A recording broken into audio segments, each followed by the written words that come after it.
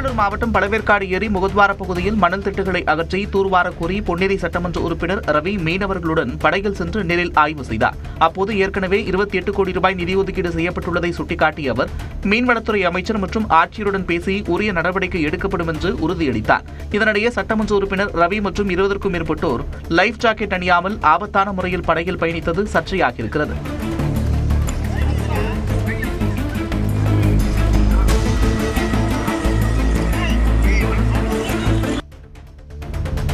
நெதர்லாந்தில் இருந்து மீட்கப்பட்ட சோழர் காலத்து வரலாற்று சிறப்புமிக்க ஆனைமங்கலம் செப்பேடுகளை தஞ்சை பிரகதீஸ்வரர் கோவிலில் பொதுமக்கள் பார்வைக்கு வைக்க நடவடிக்கை எடுக்குமாறு பாஜக தமிழ்நாடு தலைவர் நயினார் நாகேந்திரன் பிரதமர் நரேந்திர மோடிக்கு கடிதம் எழுதியுள்ளார். மேலும் கடந்த 5 ஆண்டுகளில் தஞ்சை சரஸ்வதி மகால் நூலகம் மற்றும் பல்கலைக்கழகங்களில் இருந்து திருடப்பட்டு ஐரோப்பிய நாடுகளில் வைக்கப்பட்டுள்ள தமிழ் ஓலைச்சுவடிகளை மீட்க சிபிஐ விசாரணைக்கும் அவர் கோரிக்கை விடுத்துள்ளார்.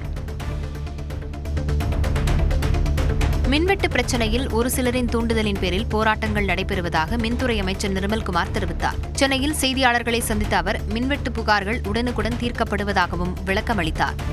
ஒரே மாதிரியான பேட்டர்ன் வர்றப்ப நம்ம அசஸ்மெண்ட் பண்ணி பார்க்குறோம். ஏன் இந்த இடத்துல ரிப்பீட் ஆகணும்? பெரம்பூர்லையும் பார்த்தீங்கன்னா 2 தெருக்கள்ல ரிப்பீட்டடாக ஒரே மாதிரியான பேட்டர்ன் இருக்கு. வந்தோடனே அவங்க வந்து ஒரு சில பேருக்கு மெசேஜ் அனுப்பிச்சு நீங்க உடனே போய் ரோட்ல நில்லுங்கன்னு சொல்லி வேணுட்டு இது பண்றாங்க. நேற்று பெரம்பூர்ல 40 நிமிஷத்துல அது வந்து ஒரு இடத்துல ஃபியூஸ் ஆஃப் ஆச்சு. ஃபியூஸ் இது மாதிரி புடுங்கப்பட்டுச்சு. 40 நிமிஷத்துல புதுசா ஃபியூஸ் போய் போட்டு 40 நிமிஷத்துல சரி பண்ணப்பட்டுச்சு.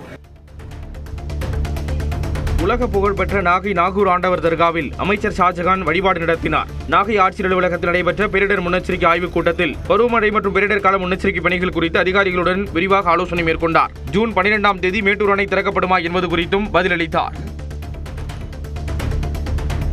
கோவை மாவட்ட காவல் கண்காணிப்பாளரின் உத்தரவின் பேரில் கோவை பேரூர் டிஎஸ்பி நடந்து சென்றே ரோந்து பணியில் ஈடுபட்டார்.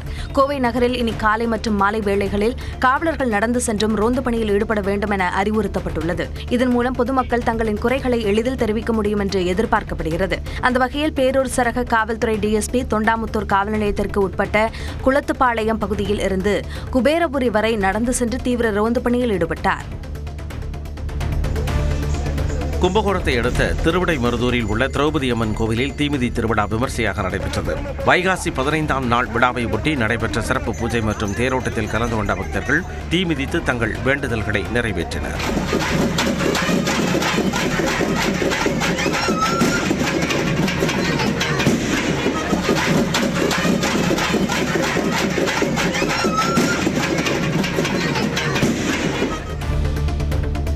காங்கிரஸ் வேட்பாளர் ராஜேஷ்குமார் வெற்றியை செல்லாது என்று அறிவிக்க கோரி தவிக வேட்பாளர் மாவட்ட ஆட்சியாளருக்கு புகார் கடிதம் அனுப்பிய நிலையில் தேர்தல் புகாரை அலுவலகத்தில் பெற முடியாது என்று கன்னியாகுமரி மாவட்ட ஆட்சியர் பிரதாப் விளக்கமளித்தார். மனுதாரர் உயர்நீதிமன்றத்தை நாடி உயர்நீதிமன்றம் தங்களிடம் விளக்கம் கேட்டால் அதற்கு உரிய பதில் அளிப்போம் என்றும் அவர் தெரிவித்தார். எலெக்ஷன் பெட்டிஷன் வந்து only can be contested at high court. So உயர்நீதிமன்றத்தில் அவர் ஏதாவது தாக்கல் செஞ்சிருந்தாருன்னா உயர்நீதிமன்றத்திலேருந்து நம்மளுக்கு அறிக்கை கேட்பாங்க மாவட்ட தேர்தல் அலுவலக மொழியில். அதுக்கான என்னென்ன டீட்டெயில்ஸ் கேட்குறாங்களோ அந்த டீட்டெயில் கொடுக்கறதுக்கு நாங்கள் தயாராக. காஞ்சிபுரம் வரதராஜ பெருமாள் கோயிலில் வைகாசி பிரம்ம உற்சவ நிறைவையொட்டி புஷ்ப பல்லக்கு விழா வெகு விமர்சையாக நடைபெற்றது. இதில் பல வகை மலர்களால் அலங்கரிக்கப்பட்ட புஷ்ப பல்லக்கில் ஸ்ரீதேவி பூதேவியருடன் வரதராஜ பெருமாள் எழுந்தருளினார். வழியெங்கும் பக்தர்கள் தீபாராதனை காட்டி வழிபட்டனர்.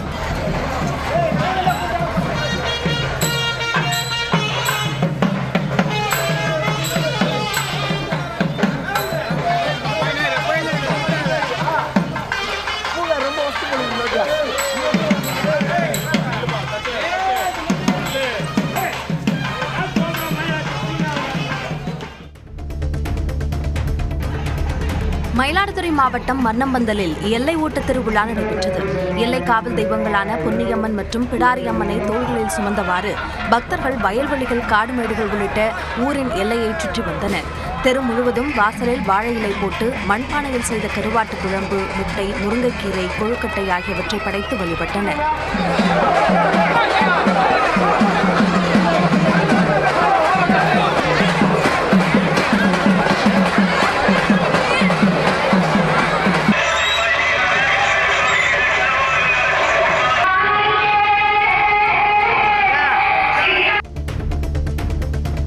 தென்மேற்கு பருவமழை தொடங்கியுள்ள நிலையில் கோவை மாவட்ட மேட்டுப்பாளையம் நகராட்சி பகுதிகளில் மேற்கொள்ளப்பட்டு வரும் முன்னெச்சரிக்கை பணிகளை மாவட்ட ஆட்சியர் பவன்குமார் நேரில் ஆய்வு செய்தார். மேற்கு தொடர்ச்சி மலையடிவார பகுதியான மேட்டுப்பாளையத்தில் மழைநீர் தேங்குவதை தவிர்க்க பவானி ஆற்றுக்கு செல்லும் நீர் வழித்தடங்களை அவர் பார்வையிட்டார். மேலும் பேரிடர் கால உபகரணங்கள் தயார் நிலையில் உள்ளதா என்பதை ஆய்வு செய்த ஆட்சியர் அனைத்து துறைகளும் ஒருங்கிணைந்து செயல்பட அதிகாரிகளுக்கு அறிவுறுத்தினார்.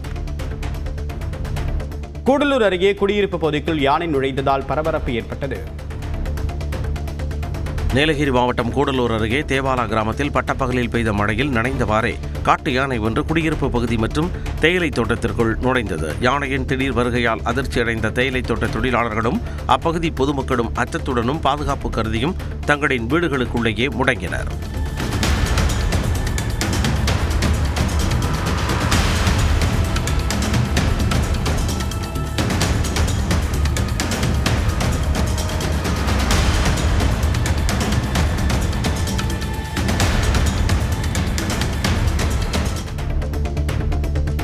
மதுரை அழகர் கோவிலில் உள்ள 18ஆம் படி கருப்பண்ணசாமி கோயிலில் பிரபல பின்னணி பாடகி சின்மயி சுவாமி தரிசனம் செய்தார். கள்ளழகர் கோவிலின் காவல் தெய்வமாக விளங்கும் 18ஆம் படி கருப்பண்ணசாமியை தரிசிக்க தினமும் ஏராளமான பக்தர்கள் வருகை தந்து வருகின்றனர். சமீப காலமாக திரையுலக பிரபலங்களும் கோவிலுக்கு வந்து வழிபட்டு செல்கின்றனர். அந்த வகையில் சின்மயி தனது உறவினர்களுடன் கோயிலுக்கு வருகை தந்து 18ஆம் படி கருப்பண்ணசாமியை தரிசனம் செய்தார். பின்னர் சிறப்பு பூஜைகளில் பங்கேற்று வழிபாடு நடத்தினார். தமிழ்நாட்டில் கட்டுமான பொருட்களின் விலை உயர்வால் கட்டடப் பணிகளை திட்டமிட்டபடி முடிக்க முடியவில்லை என கட்டட பொறியாளர்கள் தெரிவித்துள்ளனர். தமிழ்நாட்டில் கடந்த சில வாரங்களாக சிமெண்ட், கம்பி, செங்கல், பெயிண்ட் உள்ளிட்டவற்றின் விலை பெருமளவு உயர்ந்துள்ளதாக கூறப்படுகிறது. இதனால் ஏற்கனவே ஒப்பந்தம் செய்த தொகையை கொண்டு பணிகளை தொடர்ந்து மேற்கொள்ள முடியாமல் பொறியாளர்கள் மற்றும் ஒப்பந்ததாரர்கள் சிக்கலில் தவிக்கும் நிலை உருவாகியுள்ளது. இந்த மெட்டீரியல் உயர்வு அப்படிங்கிற அந்த குறிப்பிட்ட அமௌண்ட்டுக்குள்ள அந்த வீட்டுக்காரருக்கு முடிக்க முடியறதில்லை.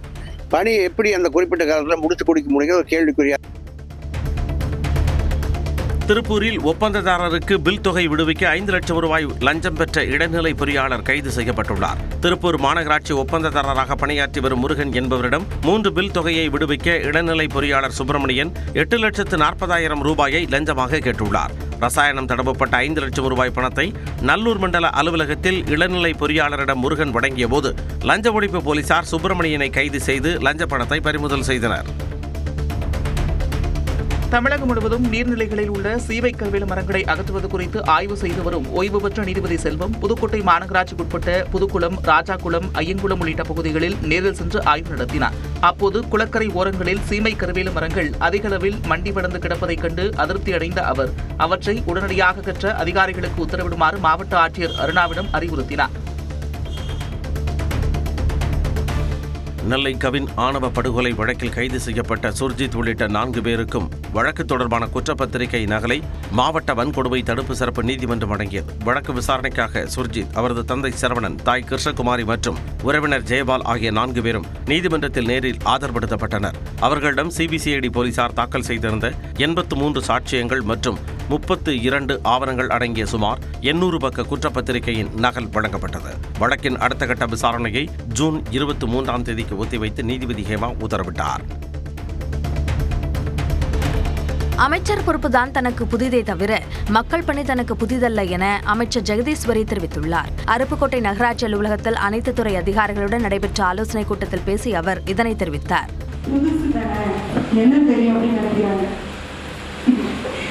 புதுசுலாம் இல்லைங்க, 18 வருஷத்துக்கு மேல மக்கள் சேவையில நாங்க இறங்கிட்டோம். இன்னைக்கு கிடைச்ச அடையாளம் தான் எனக்கு புதுசே தவிர ரசிகர் மன்றம் முதல் ஒவ்வொரு துறை சேர்ந்து எங்களுடைய மக்கள் எத்தனை மக்கள் இருந்து வந்து நம்மளுடைய கட்சியை சார்ந்து எல்லாம் பண்ணி தான் இந்த இடத்துல வந்திருக்கோம். நாமக்கல்லில் முட்டை கொள்முதல் விலை 5 பைசா உயர்த்தப்பட்டுள்ளது. சத்துணவு வெளிநாடுகளுக்கு ஏற்றுமதி உள்ளிட்ட காரணங்களால் முட்டைக்கான தேவை அதிகரித்துள்ள நிலையில் முட்டை கொள்முதலுக்கான விலையை 5 காசுகள் உயர்த்தி ₹5.85 நாமக்கல் மண்டல தேசிய முட்டை ஒருங்கிணைப்பு குழு அறிவித்துள்ளது. யாரோ ஒரு அரசியல்வாதி டெல்லியில் அமர்ந்து கொண்டு தமிழக அரசு வழக்கறிஞர்கள் நியமனம் குறித்து முடிவு செய்யலாமா என்று சென்னை உயர்நீதிமன்ற மதுரை கிளை காரசாரமாக கேள்வி எழுப்பியுள்ளது. தமிழகத்தில் அரசு வழக்கறிஞர்களை நியமிப்பது தொடர்பாக காங்கிரஸ் நிர்வாகி கிரிஷ் ஓடங்கர் தமிழக சட்ட அமைச்சருக்கு அனுப்பிய பரிந்துரை கடிதத்தை எதிர்த்து தொடரப்பட்ட வழக்கு நீதிபதிகள் சதீஷ்குமார், ஜோதிராமன் அமர்வில் விசாரணைக்கு வந்தது. அப்பொழுது இதுகுறித்து தமிழக அரசு உடனடியாக பதில் மனு தாக்கல் செய்ய உத்தரவிட்டு வழக்கை தள்ளி வைத்தனர். கன்னியாகுமரி மாவட்டத்தில் போக்குவரத்து விதிமீறல்களை கட்டுப்படுத்த அதிரடி நடவடிக்கை எடுக்கப்பட்டுள்ளது. கன்னியாகுமரி மாவட்டத்தில் சாலை விபத்துகளை குறைக்கவும் போக்குவரத்து விதிமீறல்களை கட்டுப்படுத்தவும் நாகர்கோவில் மாநகர பகுதியில் முதற்கட்டமாக அதிநவீன தொழில்நுட்பத்துடன் கூடிய AI தானியங்கி CCTV கேமராக்கள் பொருத்தப்பட்டுள்ளன. மாவட்ட ஆட்சியர் அலுவலகம் சந்திப்பில் அமைக்கப்பட்டுள்ள இந்த AI கேமராக்களின் செயல்பாட்டை மாவட்ட காவல் கண்காணிப்பாளர் ஸ்டாலின் தொடங்கி வைத்தார். இதன் மூலம் ஹெல்மெட் அணியாமல் செல்வது, சிக்னலை மதிக்காமல் செல்வது உள்ளிட்ட போக்குவரத்து விதிகளை மீறும் வாகன ஓட்டிகளை கண்டறிந்து தானியங்கி முறையில் அபராதம் விதிக்கப்பட உள்ளது. சென்னை மாதவரம் அருகே அலங்கார பொருட்கள் சேமிப்பு கிடங்கில் பயங்கர தீ விபத்து ஏற்பட்டது. கோகுல் என்பவருக்கு சொந்தமான இந்த சேமிப்பு கிடங்கில் சுப நிகழ்ச்சிகளுக்கு அலங்காரம் செய்யும் ஏராளமான பொருட்கள் வைக்கப்பட்டிருந்தன. இந்த நிலையில் இந்த கிடங்கில் திடீர் தீ விபத்து ஏற்பட்டு பொருட்கள் மளமளவென எரிந்தன. தீயணைப்பு வீரர்கள் தண்ணீரையும் ரசாயன நுரையையும் பீச்சி அடித்து தீயை கட்டுப்படுத்தினர். சுமார் 2 லட்சம் ரூபாய் மதிப்பிலான பொருட்கள் தீயில் கருகிய நிலையில் விபத்திற்கான காரணம் குறித்து காவல்துறையினர் விசாரணை நடத்தி வருகின்றனர். விருதுநகர் மாவட்டம் ஸ்ரீவில்லிபுத்தூர் அருகே உள்ளூர்பட்டி அரசு மேல்நிலைப் பள்ளியில் தாவேக சட்டமன்ற உறுப்பினர் கார்த்திக் ஆய்வு மேற்கொண்டார். வகுப்பறை, சமையலறை உள்ளிட்ட இடங்களை பார்வையிட்ட அவர் 60 அடி உயரம் கொண்ட நீர்த்தேக்க தொட்டியில் ஏறி ஆய்வு செய்தார். கூடுதலாக வகுப்பறைகள் கட்டித்தர நிர்வாகம் சார்பில் கோரிக்கை வைக்கப்பட்ட நிலையில் உரிய நடவடிக்கை எடுப்பதாக சட்டமன்ற உறுப்பினர் கார்த்திக் உறுதியளித்தார். திருவள்ளூர் மாவட்டம் ஆவடி வீட்டு வசதி வாரிய பகுதியில் மின்சார வாரிய புதைவிட கேபிள் பெட்டிகளில் இருந்த 27 பியூஸ் கேரியர்களை திருடிய 2 பேரை காவல்துறையினர் கைது செய்தனர்.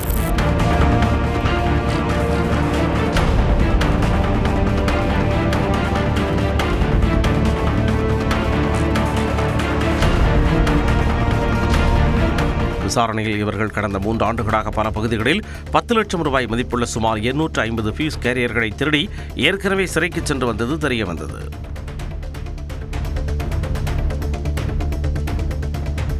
திருத்தணியில் ஜமாபந்தி நிகழ்ச்சியில் சட்டமன்ற உறுப்பினர் அறையுடன் அதிமுக நிர்வாகிகள் மேடையில் அமர்ந்திருந்ததால் சர்ச்சை எழுந்தது. திருத்தணியில் கடந்த 2ஆம் தேதி அரசு சார்பில் ஜமாபந்தி நிகழ்ச்சி தொடங்கியது. திருத்தணி வட்டத்திற்கு உட்பட்ட சிறுக்கனூர், பூனிமாங்காடு உள்ளிட்ட பகுதிகளைச் சேர்ந்த மக்கள் கோரிக்கை மனுக்களை வழங்கினர். இந்த நிலையில் தேர்வு செய்யப்பட்ட பயனாளிகளுக்கு இலவச வீட்டுமனை பட்டா உள்ளிட்டவை வழங்கும் நிகழ்ச்சி நடைபெற்றது. இதில் திருத்தணி நகர அதிமுக செயலாளர் சவுந்தரராஜன் மற்றும் அதிமுக நிர்வாகிகள் விழா மேடையில் அரசு அலுவலர்களுடன் அமர்ந்திருந்தனர். தமிழ்நாட்டில் உள்ள அனைத்து டாஸ்மாக் மதுபான கடைகளையும் மூட வலியுறுத்தி தஞ்சை தபால் நிலையம் முன்பு மகளிர் ஆயம் அமைப்பு சார்பில் போராட்டம் நடைபெற்றது. அதிகரித்து வரும் பாலியல் வன்கொடுமைகளுக்கு அடிப்படை காரணமாக இருக்கும் மதுவை முழுவதுமாக ஒழிக்க வேண்டும் என முழக்கங்களை எழுப்பினர். பெரம்பலூர் மாவட்டம் வேப்பூர் அருகே உள்ள காரைப்பாடி கிராமத்தில் கடந்த 20 நாட்களுக்கும் மேலாக குடிநீர் விநியோகம் செய்யப்படாததை கண்டித்து பொதுமக்கள் திடீர் சாலை மறியல் போராட்டத்தில் ஈடுபட்டனர். பலமுறை அதிகாரிகளிடம் முறையிட்டும் நடவடிக்கை எடுக்காததால் ஆத்திரமடைந்த கிராம மக்கள் காரைப்பாடி பேருந்து நிறுத்தும் பகுதியில் காலிக்குடங்களுடன் சாலையில் அமர்ந்ததால் பெரும் போக்குவரத்து பாதிப்பு ஏற்பட்டது. உடனே குடிநீர் வழங்க நடவடிக்கை எடுப்பதாக அதிகாரிகள் உறுதியளித்ததை தொடர்ந்து போராட்டம் கைவிடப்பட்டது. வேலூர் மாவட்டம் குடியாத்தத்தில் ஊராட்சி மன்ற தலைவரின் கணவர் பெட்ரோல் கேனுடன் வட்டார வளர்ச்சி அலுவலகத்தில் போராட்டத்தில் ஈடுபட்ட சம்பவம் பெரும் பரபரப்பை ஏற்படுத்தியுள்ளது. மூங்கம்பட்டு ஊராட்சி மன்ற தலைவரான லதா 60 லட்சம் ரூபாய் மதிப்பீட்டில் சிமெண்ட் சாலை, தண்ணீர் தொட்டி உள்ளிட்ட பல்வேறு வளர்ச்சிப் பணிகளை மேற்கொண்டதாக தெரிகிறது. இந்த பணிகளுக்கான நிதி மற்றும் பில்களுக்கு அதிகாரிகள் நீண்ட நாட்களாக ஒப்புதல் அளிக்காமல் இழுத்தடித்ததாக கூறப்படுகிறது. இதனால் ஆத்திரமடைந்த ஊராட்சி மன்ற தலைவரின் கணவர் சுகுமார் பெட்ரோல் கேனுடன் வட்டார வளர்ச்சி அலுவலகத்திற்குள் நுழைந்து உடனடியாக பில்களுக்கு ஒப்புதல் அளிக்காவிட்டால் தற்கொலை செய்து கொள்வதாக மிரட்டல் விடுத்தார். கோவையில் விவசாய தோட்டத்திற்குள் யானை புகுந்தது. கோவை மாவட்டம் நரசிபுரம் அருகே விவசாய தோட்டத்திற்குள் புகுந்த யானையால் விவசாயிகள் அச்சமடைந்தனர். தோட்டத்தில் பயிரிடப்பட்டிருந்த பயிர்களை சேதப்படுத்திய யானை நீண்ட நேரமாக அங்கேயே உலவியது. இந்த நிலையில் விளைநிலங்களுக்குள் வரும் யானைகளை அடர்ந்த வனப்பகுதிக்குள் விரட்ட வனத்துறையினர் போர்க்கால அடிப்படையில் நடவடிக்கை எடுக்க வேண்டும் என விவசாயிகள் கோரிக்கை விடுத்துள்ளனர்.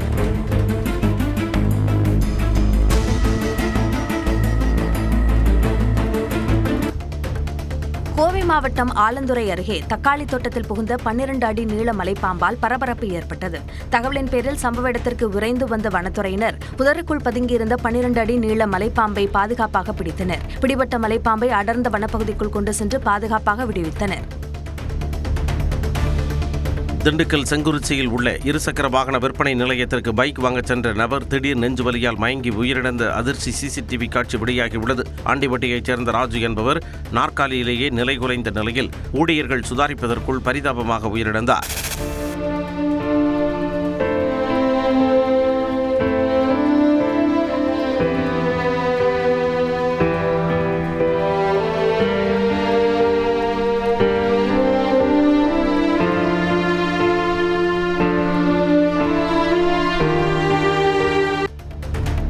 கோவை பத்திரிகையாளர் மன்றத்தில் செய்தியாளர்களை சந்தித்த கோவை நகை உற்பத்தியாளர்கள் சங்க தலைவர் முத்து வெங்கட்ராம் தற்போதுள்ள வரி விதிப்பு முறையால் தங்களின் மூலதனத்தையே விற்று வரி செலுத்த வேண்டிய நிலைக்கு தள்ளப்பட்டிருப்பதாக கூறினார். ₹100 வாங்கின பொருளை 110 ரூபாய்க்கு விற்கும் பொழுது 10 ரூபாய்க்கு தான் அதுக்கு உண்டான லாபமாக இருக்கும். அதுக்குண்டான வரி தான் கட்டுறோம். 33.94% நாங்கள் டேக்ஸ் கட்டிகிட்டு இருக்கிறோம்.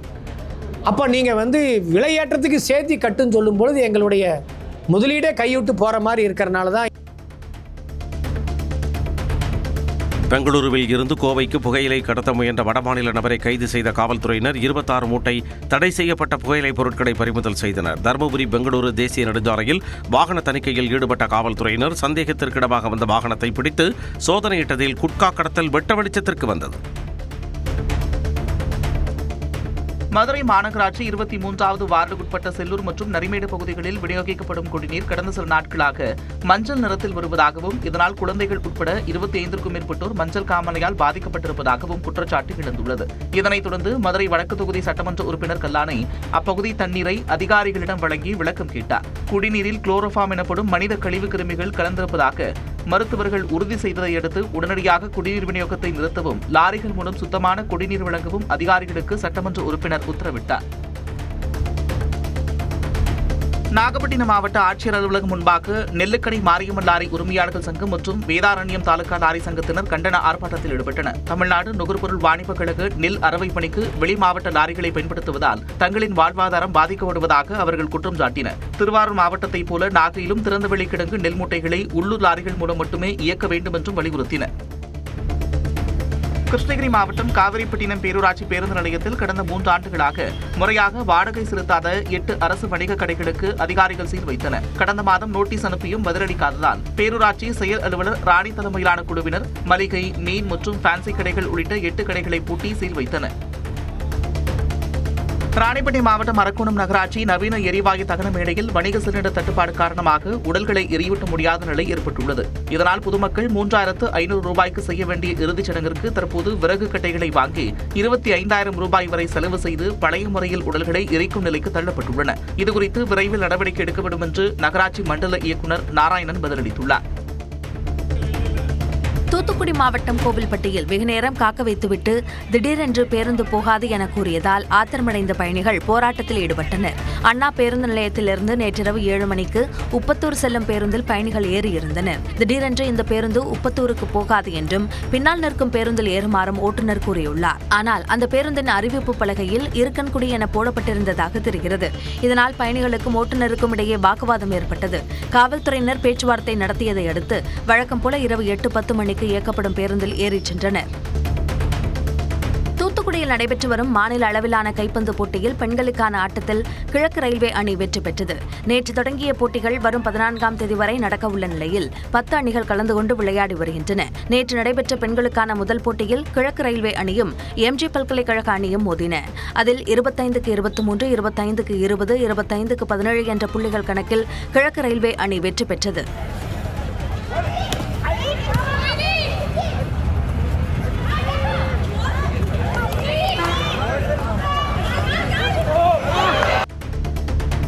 நாகை மாவட்டம் வேதாரண்யத்தை அடுத்த கோடியக்கரை வனவிலங்கு சரணாலயத்தில் வனவிலங்குக்காக அமைக்கப்பட்ட பெரும்பாலான சிமெண்ட் மற்றும் பிளாஸ்டிக் தொட்டிகள் தண்ணீர் நிரப்பப்படாமல் காலியாக கிடப்பதால் விலங்குகள் நீரின்றி தவிக்கும் நிலை ஏற்பட்டுள்ளது.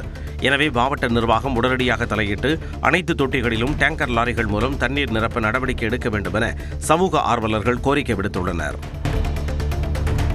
திருப்பத்தூர் மாவட்டம் புதுர்நாடு மலைப்பகுதியில் கள்ளச்சாராயம் காய்ச்சுவதற்காக 2 பிளாஸ்டிக் ட்ரம்களில் வைக்கப்பட்டிருந்த 50 லிட்டர் சாராய ஊரலை காவல்துறையினர் கண்டுபிடித்து சம்பவ இடத்திலேயே அழித்தனர். கீழூர் பகுதியைச் சேர்ந்த சொக்கன் என்பவரிடமிருந்து 2 லிட்டர் கள்ளச்சாராயத்தை பறிமுதல் செய்த காவலர்கள் அவரை கைது செய்து நீதிமன்றத்தில் ஆஜர்படுத்தி சிறையில் அடைத்தனர். திண்டுக்கல் அருகே மோர்மிளகாய் உற்பத்தி கழிவு நீரால் 10க்கும் மேற்பட்ட கிராமங்களில் நிலத்தடி நீர் பாதிக்கப்படுவதாக புகார் எழுந்துள்ளது. போலியம்மனூர் பகுதியில் மோர்மிளகாய் உற்பத்தி பெருமளவில் நடக்கும் நிலையில் அதிலிருந்து வெளியேறும் கழிவு நீரால் சுற்றுவட்டார பகுதிகளில் நிலத்தடி நீரின் தரம் கடுமையாக பாதிக்கப்பட்டு சுகாதார சீர்கேடுகள் ஏற்படுவதாக மக்கள் வேதனை தெரிவிக்கின்றனர். அரசு இது தொடர்பாக உரிய நடவடிக்கை எடுக்க வேண்டும் என்றும் கோரிக்கை எழுந்துள்ளது. ஆவடி அருகே அதிவேகமாக சென்ற காரின் டயர் வெடித்து நிகழ்ந்த கோர விபத்தில் பெண் பரிதாபமாக உயிரிழந்தார். வெள்ளனூர் அவுட்டர் ரிங் ரோடு பகுதியில் வேகமாக கார் சென்றிருந்த பொழுது திடீரென டயர் வெடித்ததாக தெரிகிறது. இதனால் கட்டுப்பாட்டை இழந்த கார் தடுப்பு மீது மோதி கவிழ்ந்து சில அடி தூரத்திற்கு இழுத்துச் செல்லப்பட்டது. கோர விபத்தில் பெண் உயிரிழந்த நிலையில் 4 பேர் படுகாயங்களுடன் மருத்துவமனையில் சிகிச்சை பெற்று வருகின்றனர். திருவள்ளூர் மாவட்டம் திருத்தணியில் இன்ஸ்டாகிராம் ரீல்ஸ் எடுப்பதற்காக ஒடிசாவைச் சேர்ந்த சூரஜ் என்பவரை கஞ்சா போதையில் அரிவாளால் வெட்டி அதை வீடியோவாக பதிவு செய்த வழக்கில் 4 சிறார்கள் போக்சோ நீதிமன்றத்தில் ஆஜர்படுத்தப்பட்டனர். தாக்குதலுக்குள்ளான சூரஜ் பயத்தில் மருத்துவமனையை விட்டு ஓடி மகாராஷ்டிராவில் பதுங்கியிருந்த நிலையில் காவல்துறையினர் அங்கு சென்று அவரை மீட்டு நீதிமன்றத்தில் ஆஜர்படுத்தி வாக்குமூலம் பெற்றனர். மாவட்ட எஸ்பி விவேகானந்த சுக்லா உத்தரவின்படி சூரஜ் பாதுகாப்பாக அனுப்பி வைக்கப்பட்டார். மயிலாடுதுறை மாவட்டம் சீர்காழி அருகே வேட்டங்குடி, திருமுலைவாசல் உள்ளிட்ட 4 ஊராட்சிகளில் 300 ஏக்கர் பரப்பளவில் விதிகளுக்கு புறம்பாக 50 அடி ஆழத்திற்கு சவுடு மண் அள்ளப்படுவதை கண்டித்து கிராம மக்கள் மாவட்ட ஆட்சியர் அலுவலகத்தை முற்றுகையிட்டனர். காவிரி விவசாயிகள் சங்க ஒருங்கிணைப்பாளர் சீனிவாசன் தலைமையில் திரண்ட 100க்கும் மேற்பட்டோர் நிலத்தடி நீர்மட்டம் பாதிக்கப்படுவதாக கூறி ஆட்சியர் மகாபாரதியிடம் மனு அளித்துவிட்டு நுழைவாயிலில் திடீர் காத்திருப்பு போராட்டத்தில் ஈடுபட்டனர்.